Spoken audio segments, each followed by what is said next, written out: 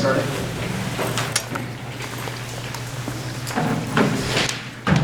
Good evening, everybody, and welcome to the regular meeting of the Board of Education for Monday, March 13th, 2017. We have a roll call, Mrs. Farina. Okay, Oda? Here. Carol? Here. Marks? Present. Ford? Here. Huckabee? Here. Parade? Here, and quorum is present. First on the agenda, we have audience comments.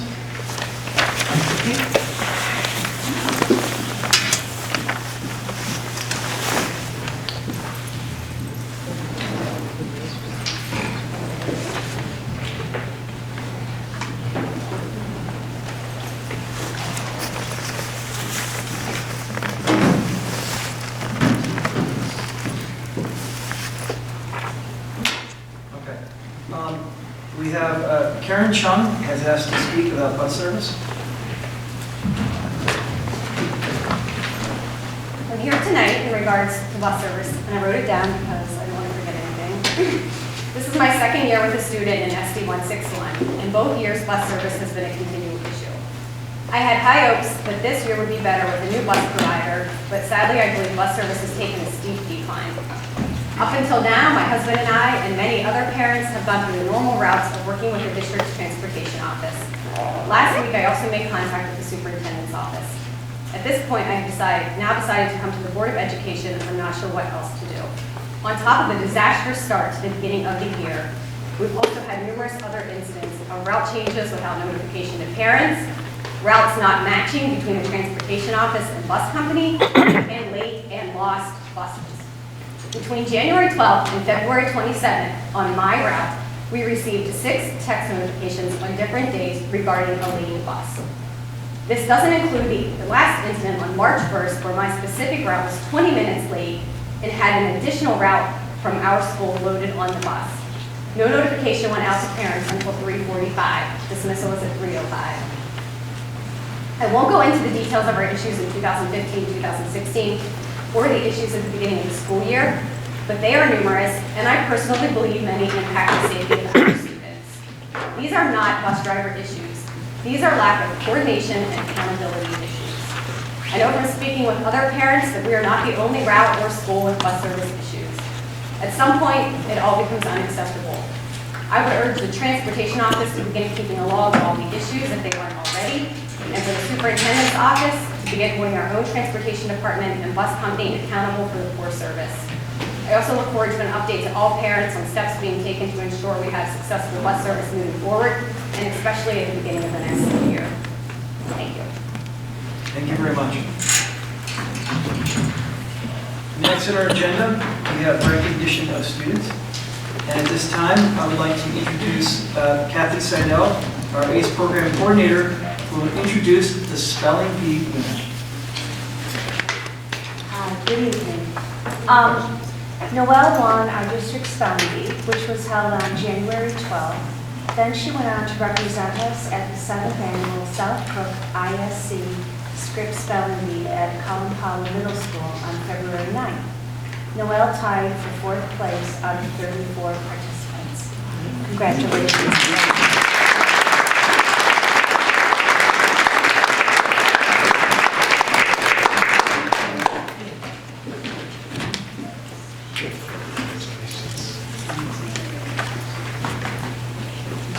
Great job, Mom. Congratulations.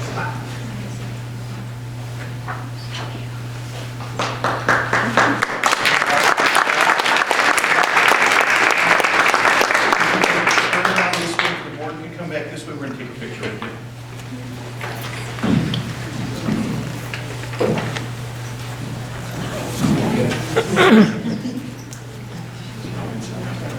You only have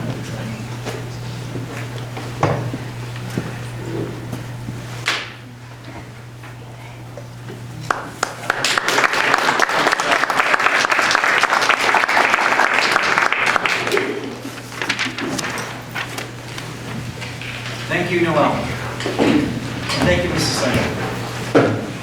Next on the agenda, I'd like to introduce Shamika Fountain, the assistant principal, who will introduce the 7th grade boys basketball team and the 8th grade boys basketball team. Mrs. Fountain.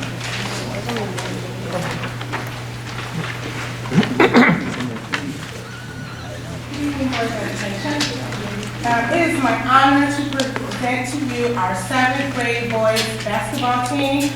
They actually qualified and went down to the state competition, and so we are very proud of our 7th grade boys basketball team.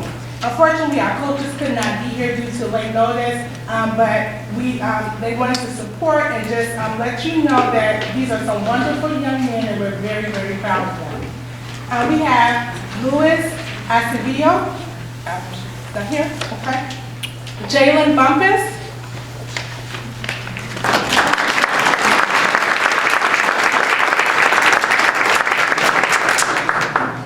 Javon Dudley. Not here, okay. Tyson Harvey. Chase James.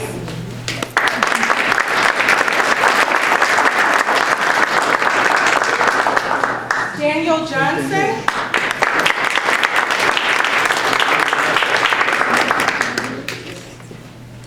David Kennebrew.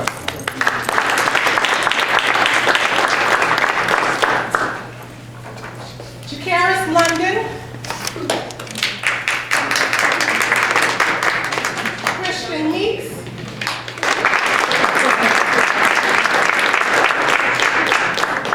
Derek Partee. Cedric Stanzak. And Giles Walter.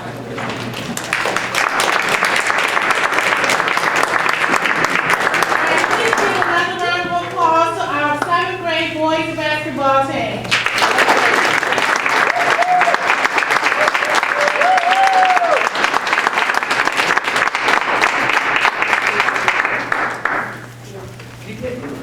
Yeah, let's go back and take an official picture. Do a couple more, keep smiling. Make sure it's.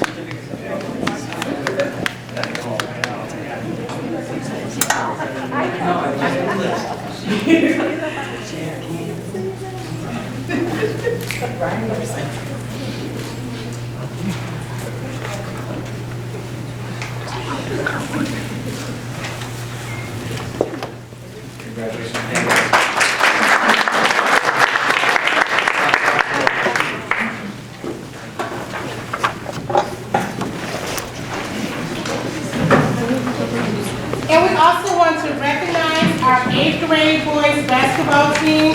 They did something for the first time in the history of Crawford School. They actually went downstate and took 2nd place against all of the junior highs in the state of Illinois. So we are very proud.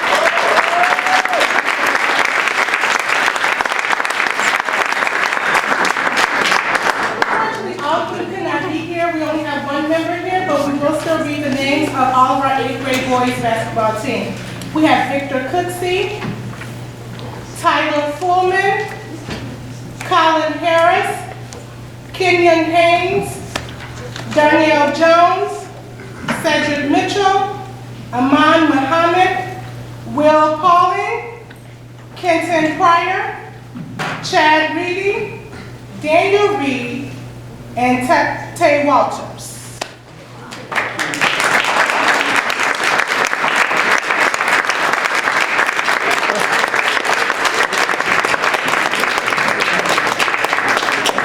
Kenyon didn't come up when I first called him, but Kenyon is our local representative.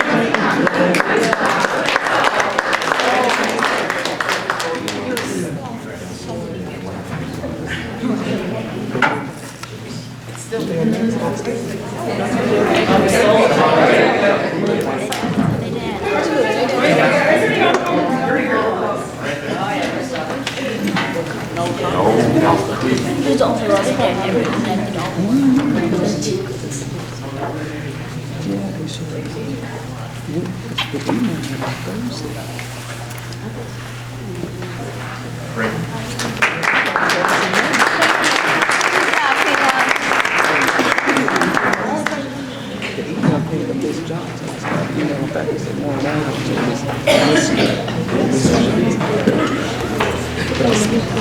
He said I'll be good. Thank you again, basketball teams. You guys are fantastic. Next on our agenda, we have the superintendent's report. Dr. Pop. Good evening, everybody. Thanks for being here tonight. I have a very, very brief report. First, if you look in your board packet on the public site, our enrollment dashboard in the packet is there as usual. If you weren't able to see Ms. Labella's presentation on how we use that information, take a look back at the video from the last committee of the whole meeting. It's not the month-to-month numbers that are as important to us as the trends we see over time. And you'll see in her presentation, if you weren't able to see it yet, looking at 3-year trends, looking at 5-year trends, and we use those numbers to make decisions about staffing for the upcoming school year. On Saturday, March 4th, Sherry Demetrovich, Steve, and I joined Andrea Beatty and her family at the Golden Apple celebration in Rosemont. Andrea was one of 34 honorees. They had indicated that there were 600 candidates for the award, and she was one of the 600. And I know we've mentioned her here before, but it's worth mentioning again. We are now we're in the waiting game. So we're waiting to hear if she will be named as one of the 10 Golden Apple recipients for this year. Recipients, those 10, will receive a tuition-free spring quarter sabbatical to study at Northwestern University. Not too shabby. Each recipient also receives a $5,000 cash award and becomes a fellow of the Golden Apple Academy of Educators for life. Gives them a stronger voice on a larger stage to make a difference. And so we've got our fingers crossed for Andrea. We should know her status within the next couple weeks. I certainly will inform the board, shout from the highest mountain, and we'll let the community know if that goes really well. If it doesn't go, she doesn't make it the top 10, we're really proud of her accomplishments and we'll honor her just the same. But a great event that they held. We enjoyed it, and it certainly speaking of the caliber of candidates in that room, it was tremendous. Park testing has begun, as all the parents in the room know and all the students know. And I'm sure that when it's over, our students and staff and families will be ready for spring break, which is right around the corner. Spring break is March 27th through the 31st. It's a time to rest, recharge, get ready for the last quarter of the year. Because it is spring, and spring in this area is always fun, we are watching the weather closely tonight. While it looks fine now, all the forecasts are for some nasty weather, so we'll be careful of transportation tomorrow. But in these kind of cases, just so everybody knows, and students, I know you always wonder about how this decision gets made. A bunch of superintendents get up really early in the morning. We talk to our buildings and grounds directors. They get up a lot earlier than we do. I think Mr. Stashak's got his alarm set for 2:30. I've got mine set for 4, and we will take a look at the weather and make good determinations, and hopefully our determination will be that we are open. Because we're prepared, it should all be okay. If we weren't prepared, we'd be calling off school tomorrow. But I think we're in good shape. I want to thank the board for your service to our community, and especially to our students. Thank you. Thank you. Thank you, Dr. Baum. Next in our agenda, we have our consent agenda, which includes the minutes of special board meeting of education February 6, 2017, the approval of the minutes of special board education meeting February 6, 2017, executive session meeting February 6, 2017, special board of education meeting February 8, 2017, executive session meeting February 8, 2017, regular board of education meeting February 13, 2017, executive session meeting February 13, 2017, special board of education meeting February 27, 2017. We've had a lot of special meetings. Committee of the whole meeting February 27th, 2017, and executive session meeting February 27th, 2017. We also have approval of payroll. We have approval of FOIA requests. At this time, I will entertain a motion. Yes. I move that we approve the consent agenda as suggested with the exception of being removed from the consent agenda for meeting minutes for both sessions on February 27th. Okay.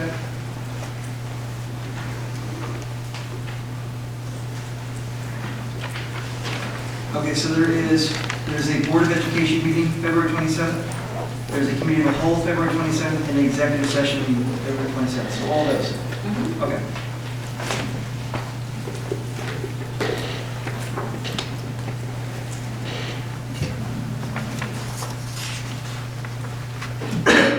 Okay, and I will entertain a motion to, again, accept the Consent agenda items as I already presented. made the motion. Second. Second, Mrs. Oden. Any discussion?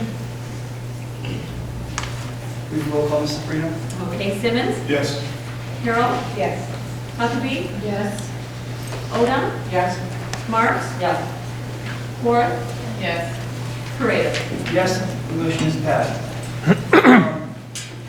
I will entertain a motion to accept the Board of Education meeting minutes from February 27, 2017, committee of the whole meeting February 27, 2017, and executive session meeting February 27, 2017. Mrs. Oden is first. Ms. Harold is second. Do we have any discussion? Okay, we roll call, Mr. Brino. Okay, Huckabee, Yes. Odom, Simmons, Abstain. Marks, Abstain. Ford, Yes. Harold, Yes. Paredes. Yes, the motion is passed.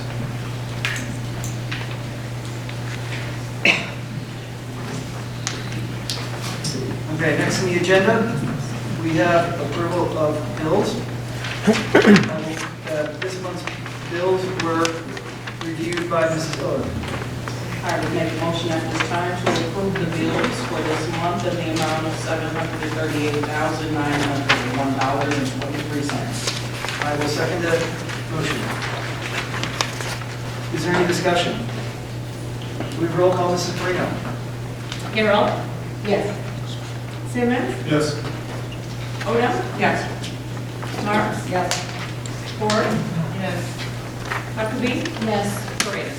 Yes, the motion is passed. Next on the agenda, we have approval of life safety priority B projects, part of our strategic plan, finance goal 2.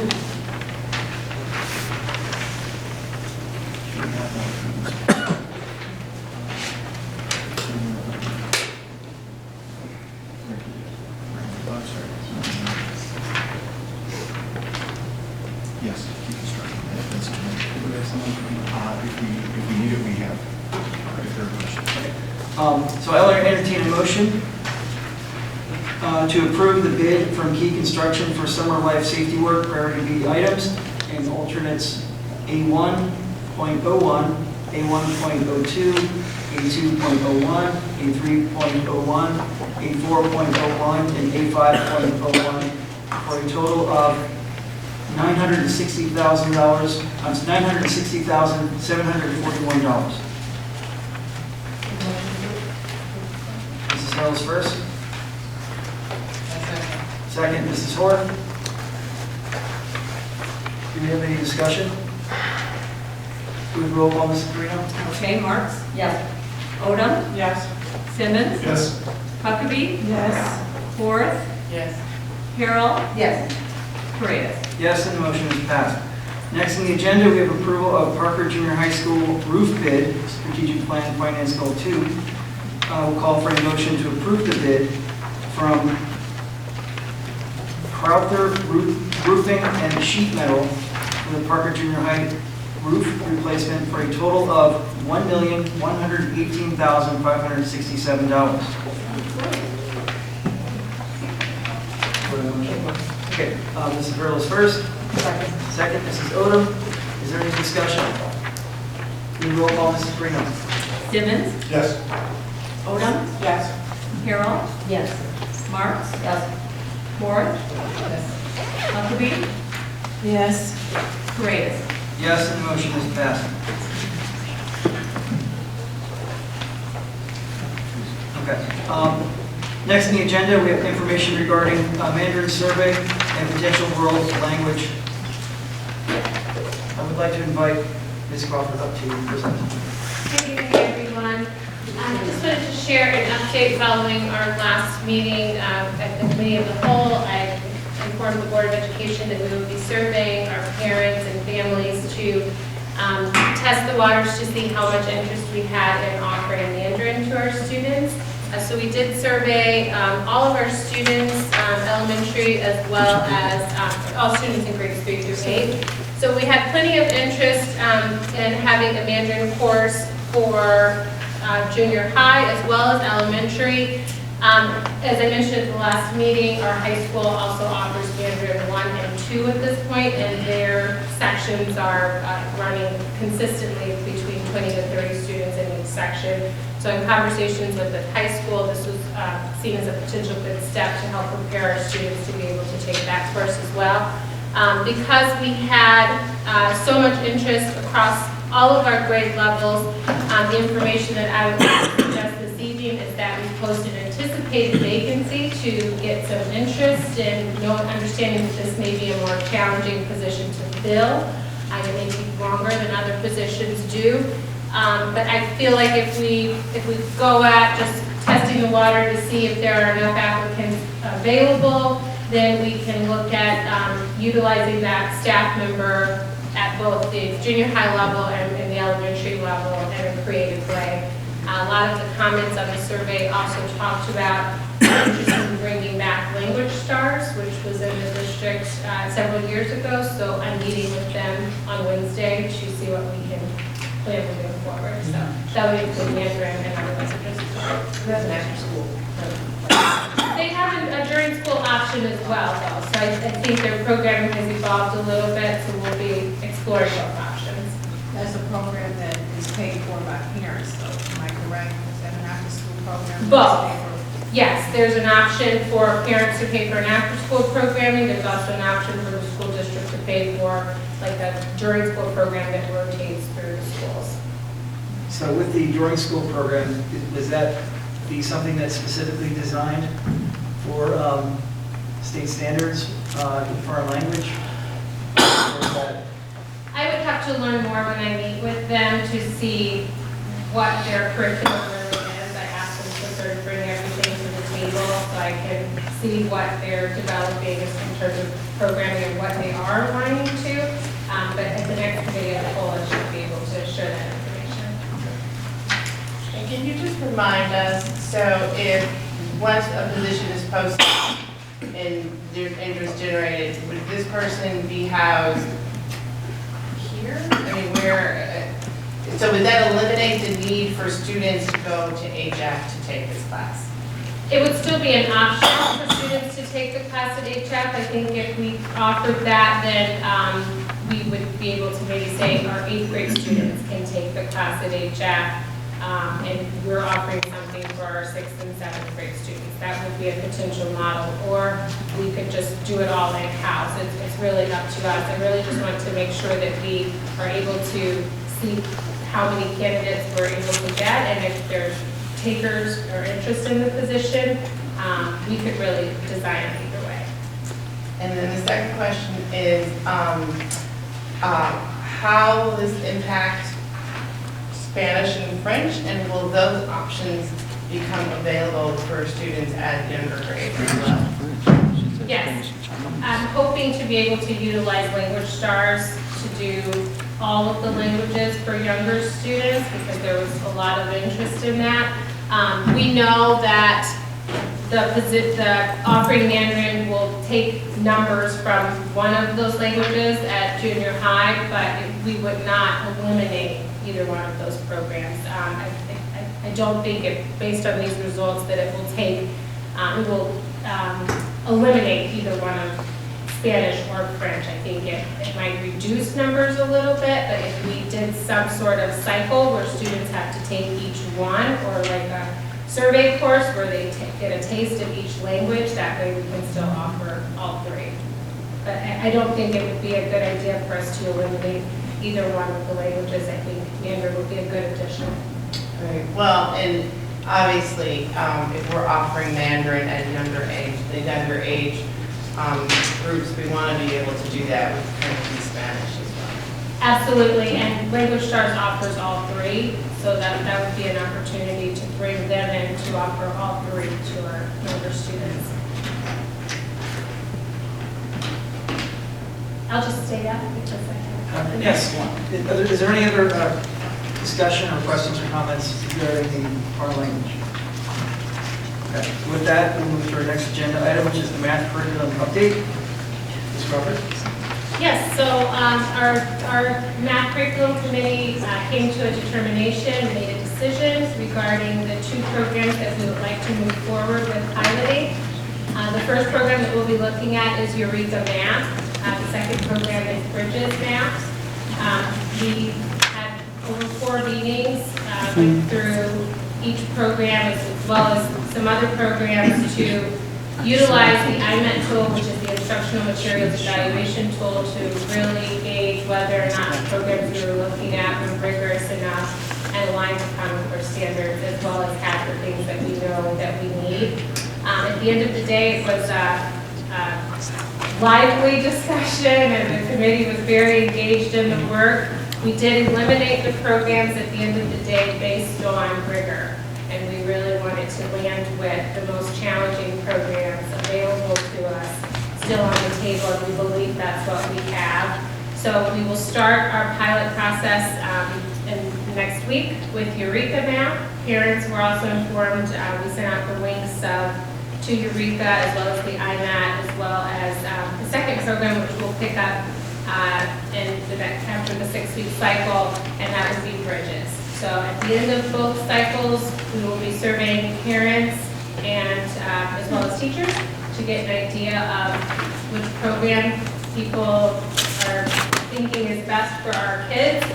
And we will also, we're planning to do some materials demonstration nights with families so teachers can teach some sample lessons and parents can get an idea and a feel for what the programs are.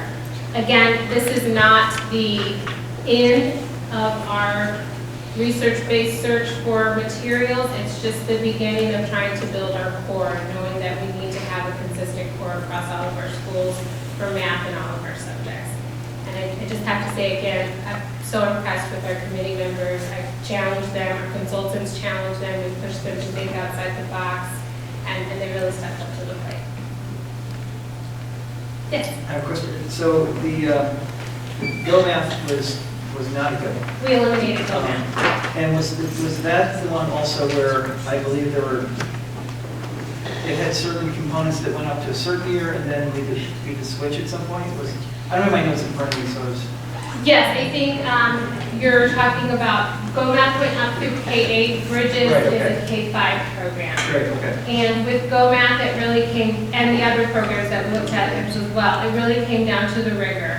There were programs that had lots of pieces of individual components that we liked, but when it really came down to looking at the programs in comparison to what the Common Core standards are asking us to teach, we felt like some of the programs fell short, and we did a gallery walk around the room of all the pros and cons of each program, and less rigor was identified for Go Math for each grade level.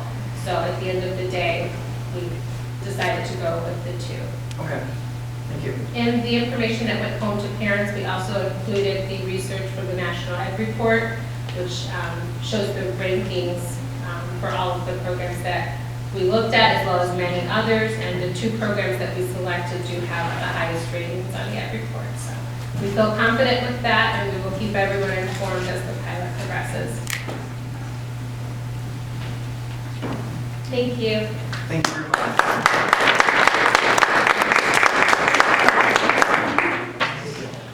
It's always nice when math gets applause. Usually you have to go Pi Day. The 14th, which is tomorrow.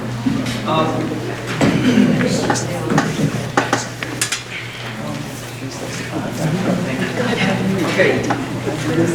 Next on our agenda, we have first reading of revised policy 7100. This is a policy that deals with our exclusion date for students who don't have physicals and immunizations in by then. We're simply asking that we move the date from the 15th of October to the 1st of October. As I indicated in my memo to the board, it's related to when our outdoor ed program happens. And we have staff on the buildings. We'd like to just move that date up so that we don't run into a scenario where we have somebody who doesn't have their materials done and we don't have the nurse in the building, for example, to take care of it, or if they're trying to bring them in and we haven't processed them correctly. So we're just asking to move that date up. There's no rhyme or reason out there. There are districts that make the exclusion date on the very first day of school. There are others from that first day anywhere to that 15th day. So that is all this policy does, is change the date. I have a question. Do we Yes. know how many, what the percentages are in terms of, do we run into a high number of students who are excluded under this policy already? I'm going to turn to the corner and see if anybody knows the number this year. We did, we had, I think the initial list had about 60 to 80 kids on it at the beginning of this year. They came down, like a lot were turned in the first couple of days of the exclusion, so the kids were brought back to school. But we're blasting information out to the parents, and this year we've taken some extra steps. We put a little blurb on the Robert Crown information that went home already, just said, hey, don't forget, you need to get a physical because Robert Crown is 5th grade. You need a physical for 6th grade, don't forget that. So we've tried to take some steps, but there are quite a few students. So you're saying it's about, roughly about 60 students, and then after that, it diminishes, but is it? It doesn't, it diminishes back, our goal is back to 0, because kids are excluded from school. But then as new students come in, they're given a window of days to get to physical, and so we do exclude students throughout the year based on their date. That's the date from initial enrollment.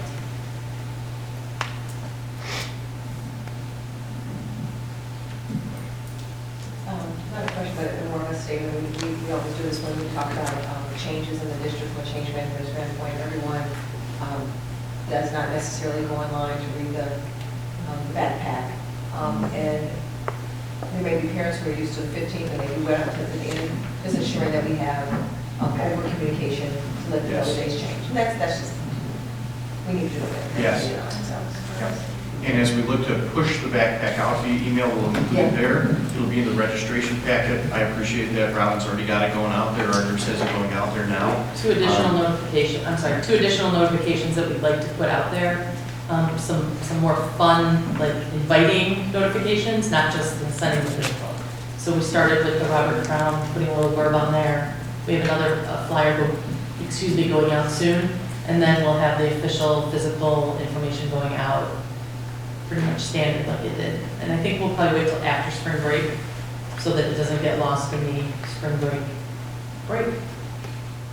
And it's my expectation that we then do, starting at some point in the summer, that we start making those proactive phone calls even to families that we haven't heard from yet, so that we ultimately have nobody on the exclusion date is what we're looking for.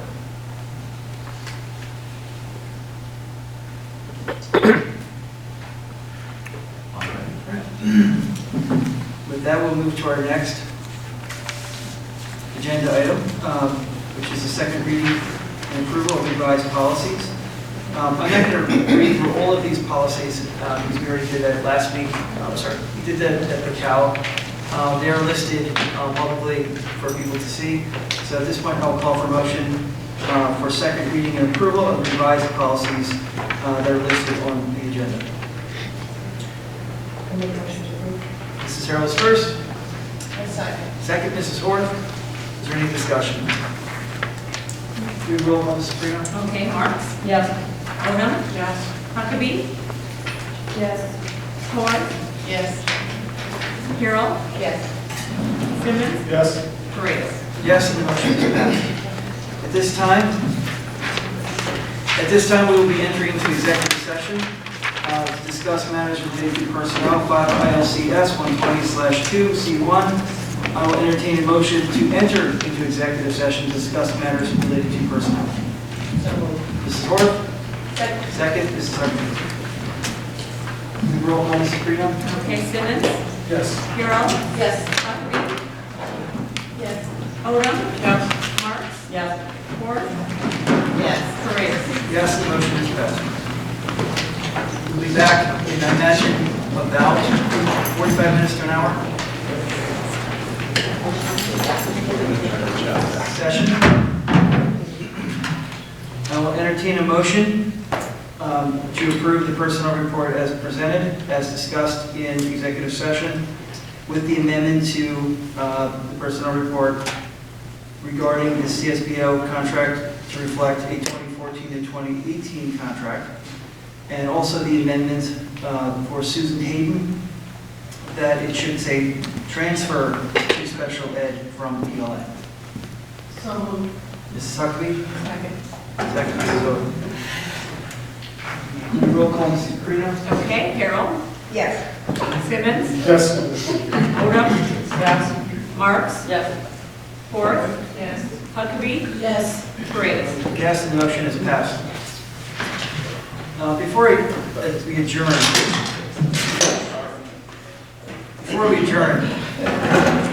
very exciting. Tonight, we are very pleased to announce the selection of Dr. Dana Smith as our new superintendent. He is currently the Assistant Superintendent for Early Education in Woodstock Community Unit School District 200. Once the superintendent contract terms are tentatively agreed, we will post his contract on our website for a period of 6 days before the contract can be formally approved as required by law. We anticipate to post Dr. Smith's contract no later than Thursday.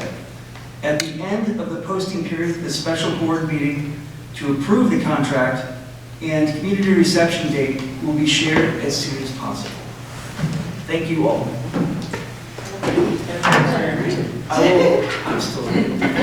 I will entertain a motion to end this regular board meeting. Ms. Huckabee? Second, Mrs. Ford. All in favor, say aye. Aye. Ayes have it.